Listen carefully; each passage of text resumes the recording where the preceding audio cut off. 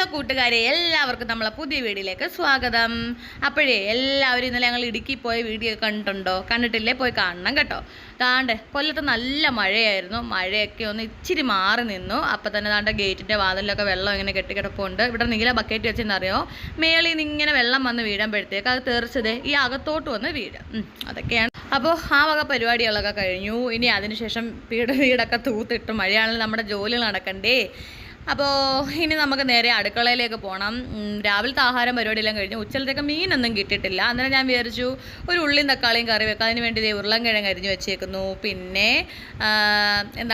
കുറച്ച് സവാള, തക്കാളി എല്ലാം അരിഞ്ഞ് വെച്ചിട്ടുണ്ട്. ആ നേരം കൊണ്ട് അമ്മക്കുട്ടിയാണ് ഇന്ന് തുണി കഴുകുന്നത്.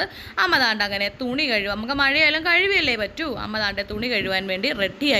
എൻ്റെ പാചകം എല്ലാം കഴിഞ്ഞിട്ടുണ്ട്. താണ്ടെ തീയൽ ഞാൻ വെച്ചു. അതുപോലെ തന്നെ നല്ല ഒന്നാം തരം പുളിശ്ശേരി കാച്ചിട്ടുണ്ട്. പിന്നെ നമുക്കതേ മാങ്ങാച്ചാറുണ്ട്. അപ്പം ചോറ്